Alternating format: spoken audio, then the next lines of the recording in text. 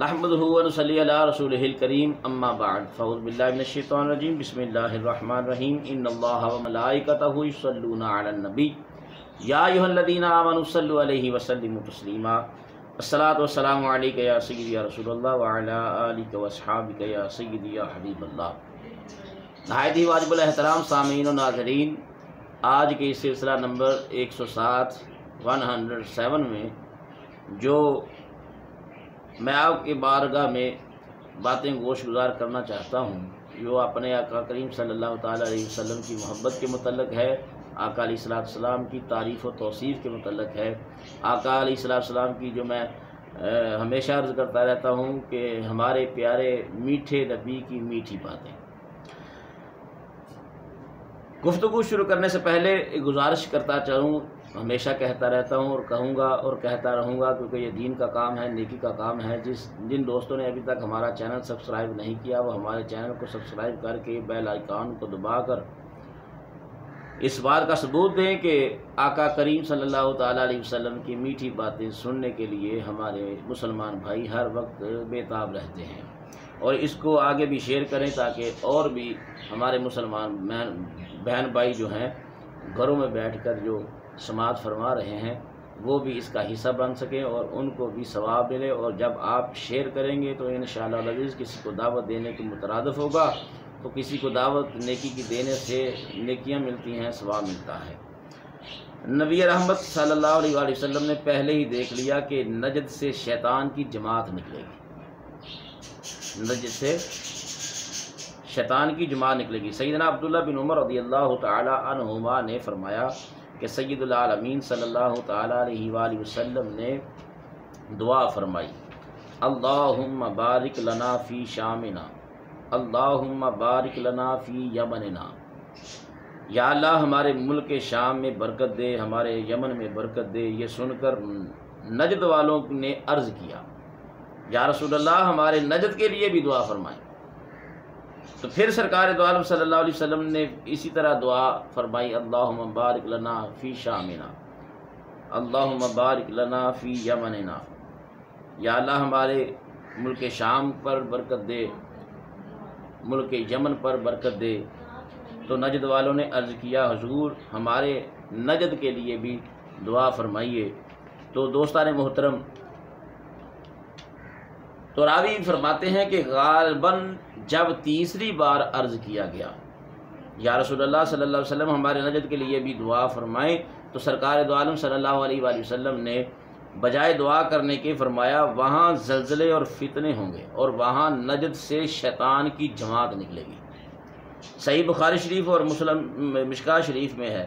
اس حدیث پاک سے ہر ذی شعور اندازہ لگا سکتا ہے کہ وہ شیطان کی جماعت کون ہے، اور اگر کسی کو تحقیق کا زیادہ شوق ہو تو وہ کتاب ہمفرے کے اعترافات پڑھ کر تسلی کر سکتے ہیں۔ وہ اس غریب کے پاس، فقیر کے پاس موجود ہے۔ ہمفرے جو ایک انگریز تھا، اس نے اپنی ساری کہانی اس میں لکھی ہے۔ ہمفرے ایک انگریز جاسوس ہوا ہے، اس نے اپنی سرگزشت ایک کتاب میں لکھ دی ہے۔ اس کتاب کا نام ہمفرے کے اعترافات ہیں۔ اس کو پڑھنے سے تمام شکوک و شبہات ختم ہو جاتے ہیں کہ بے ادبی اور گستاخی کرنے والی جماعت کا مذہب انگریز کا بنایا ہوا مذہب ہے۔ اللہ تعالی ہم سب کو شیطان کی جماعت کے شر سے بچائے، آمین، بجاہ حبیبہ الکریم صلی اللہ علیہ وآلہ آلہ واصحابہ اجمعین۔ حضرت عثمان بن طلحہ رضی اللہ تعالیٰ عنہ کلید بردار در کعبہ مکہ مکرمہ کا بیان ہے کہ ہجرت سے پہلے میری ملاقات رسول اللہ صلی اللہ علیہ وآلہ وسلم کے ساتھ ہوئی، اور مجھے سرکار علیہ السلام نے دعوت اسلام دی۔ میں نے کہا، اے محمد صلی اللہ علیہ وآلہ وسلم، تعجب ہے تو امید رکھتا ہے کہ میں تیری اتباع کروں، حالانکہ تو نے اپنی قوم کے دین کی مخالفت کی ہے اور تو نے نیا دین بنا ڈالا ہے۔ پھر ایک دن یوں ہوا کہ محمد صلی اللہ علیہ وسلم خانہ کعبہ کے اندر داخل ہونے کے لیے آئے، جبکہ ہم کعبہ کو پیر اور جمعرات کے دن کھولا کرتے تھے۔ تو جب لوگ داخل ہونے لگے تو محمد صلی اللہ علیہ وآلہ وسلم بھی اندر جانے لگے۔ میں نے محمد صلی اللہ علیہ وسلم پر سختی کی اور غلط باتیں بھی کی، اندر نہ جانے دیا، مگر محمد صلی اللہ علیہ وسلم نے بردباری سے کام لیا، مجھے کچھ نہ کہا، بلکہ کہا اے عثمان ان قریب تو دیکھے گا کہ خانہ کعبہ کی چابی میرے ہاتھ میں ہوگی اور میں جس کو چاہوں گا دوں گا۔ میں نے سن کر کہا کہ اس وقت قریش سارے مر گئے ہوں گے، اور پھر جب فتح مکہ کا دن آیا تو سرکار دو عالم صلی اللہ علیہ وآلہ وسلم نے فرمایا اے عثمان لا چابی مجھے دے، تو مجھے لاچار چابی دینی پڑی، کیونکہ اب تو مکہ پر سرکار کی حکومت ہو گئی تھی۔ میں نے چابی حاضر کر دی، سرکار علیہ السلام نے چابی پکڑ کر پھر مجھے دی اور فرمایا، آپ فرماتے ہیں کہ سرکار دو عالم صلی اللہ علیہ وآلہ وسلم نے چابی پکڑ کر پھر مجھے ہی عطا فرما دی اور فرمایا یہ چابی لے ہمیشہ کے لیے تجھے اور تیری اولاد کے لیے میں نے دی ہے۔ اور سرکار دو عالم صلی اللہ علیہ وسلم نے مجھے یاد کرایا اے عثمان یاد کرو کہ ایک وقت تھا کہ تم نے مجھے خانہ کعبہ شریف کے اندر داخل نہیں ہونے دیا تھا، تو میں نے تجھ سے کہا تھا کہ ایک وقت آئے گا کہ جب چابی میرے ہاتھ میں ہوگی اور جسے میں چاہوں گا اسے دوں گا۔ تو آپ نے عرض کی یا رسول اللہ صلی اللہ علیہ وآلہ وسلم مجھے یاد ہے کہ جو معاملہ میں نے کیا تھا، اور آپ نے کہا کہ میں گواہی دیتا ہوں کہ اللہ تعالیٰ کے آپ سچے رسول ہیں۔ یہ خصائص الکبریٰ میں علامہ جلال الدین سیوطی رحمۃ اللہ تعالیٰ علیہ نے یہ واقعہ نقل کیا ہے۔ سید دو عالم صلی اللہ علیہ وآلہ وسلم کے بارے میں سیدنا انس فرماتے ہیں کہ میں مسجد خیف منا میں شاہ کونین صلی اللہ علیہ وآلہ وسلم کی خدمت میں بیٹھا تھا، تو دو مرد آئے، ایک سقفی اور ایک انصاری، اور دونوں نے عرض کیا یا رسول اللہ صلی اللہ علیہ وسلم ہم حضور سے کچھ مسائل پوچھنے آئے ہیں۔ یہ سن کر محبوب خدا صلی اللہ علیہ وسلم نے فرمایا اگر تم چاہو تو میں تمہارے سوال بھی بتا دوں اور جواب بھی، اور اگر چاہو تو میں خاموش رہتا ہوں، تم اپنے اپنے سوال بیان کرو اور میں جواب دوں۔ ان دونوں حضرات نے عرض کیا یا رسول اللہ صلی اللہ علیہ وسلم اگر آپ ہمارے سوال بھی بیان فرما دیں تو ہمارا ایمان اور مضبوط ہوگا، یعنی جواب تو آپ نے دینا ہی ہے۔ اگر ہمارے سوال کرنے سے پہلے آپ سوال ہمیں بتا دیں جو ہمارا سوال ہے، جو ہم سوال لے کر آئے ہیں، تو پھر ہمارا ایمان اور مضبوط ہوگا۔ یہ سن کر سید انبیاء صلی اللہ تعالیٰ علیہ وسلم نے سقفی صحابی کو فرمایا تو مجھ سے پوچھنے آیا ہے کہ رات نماز تہجد کے متعلق اور رکوع کے متعلق، نیز سجدہ کے متعلق اور روزہ کے متعلق، غسل جنابت کے متعلق، اور انصاری صحابی کو فرمایا تو پوچھنے آیا ہے کہ گھر سے نکل کر بیت اللہ شریف کا قصد کر کے آئے تو کتنا ثواب ہے، اور عرفات میں وقوف کا کیا ثواب ہے، اور پھر سر منڈانے کا کتنا اجر ہے، اور کنکریاں مارنے کا، پھر طواف زیارت کا کتنا اجر و ثواب ہے۔ یہ سن کر دونوں حضرات بولے یا رسول اللہ صلی اللہ علیہ وسلم ہمیں قسم ہے اس ذات کی جس نے آپ کو حق کے ساتھ مبعوث فرمایا ہے، ہم یہی کچھ سوچ کر آئے تھے اور پوچھنے آئے تھے، سوال کرنے آئے تھے۔ سبحان اللہ، میرے آقا کریم صلی اللہ علیہ وسلم نے ان کے سوال خود ہی ارشاد فرما کر اس کے جواب بھی خود ہی ارشاد فرما دیے۔ یہ میرے آقا کریم صلی اللہ علیہ وسلم کو اللہ نے شان عطا فرمائی ہے۔ مولا صلی وسلم دائما ابدا علی حبیبک خیر الخلق کلہم۔ سیدنا ابو ہریرہ رضی اللہ تعالیٰ عنہ نے فرمایا صحابہ کرام رضوان اللہ تعالیٰ علیہ اجمعین کا طریقہ کار یہ تھا کہ جب بھی کوئی سائل مسئلہ پوچھے اسے کھانا کھلاتے۔ ایک دن مجھے سخت بھوک لگی اور میں مسجد کے باہر مسجد کے راستے پر بیٹھ گیا، اور صحابی مسجد سے نکلتا، میں اس سے مسائل اور آیات مبارکہ پوچھتا، مگر کسی نے بھی مجھے کھانے کی دعوت نہ دی۔ میں پریشان ہو گیا۔ یعنی آپ فرماتے ہیں کہ صحابہ کا یہ معمول تھا جب کوئی سائل سوال کرنے آتا تھا ان کی خدمت کی جاتی تھی، ان کو کھانا کھلایا جاتا تھا۔ تو آپ فرماتے ہیں مجھے بھوک لگی تو میں نے کیا کیا، میں مسجد نبوی شریف کے باہر جا کے کھڑا ہو گیا۔ جب صحابہ کرام نکلتے تھے تو میں ان سے مسائل پوچھتا، وہ بتاتے، لیکن کوئی میری طرف اس بات کا توجہ نہیں دیتا تھا کہ مجھے کھانا کھانا ہے، مجھے بھوک لگی ہے۔ تو آپ فرماتے ہیں کہ میں پریشان ہو گیا کہ آج کیا معاملہ ہے۔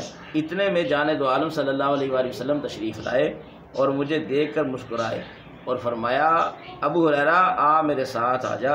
اور جب حبیب خدا صلی اللہ علیہ وآلہ وسلم اپنے دولت قدا پر جلوہ گر ہوئے تو سرکار دو عالم صلی اللہ علیہ وآلہ وسلم کی خدمت میں ہدیہ کا دودھ پیش کیا گیا۔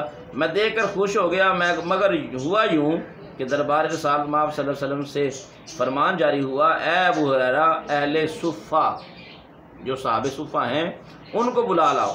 یہ سن کر میں نے دل میں سوچا کہ ایک پیالہ دودھ ہے اور سب اہل صفہ کو بلایا جا رہا ہے تو میرے حصے میں کیا آئے گا، لیکن اللہ رسول جل جلالہ صلی اللہ تعالیٰ علیہ وسلم کے فرمان کے سامنے حکم عدولی نہیں ہو سکتی تھی، لہذا میں اہل صفہ کو بلا لایا۔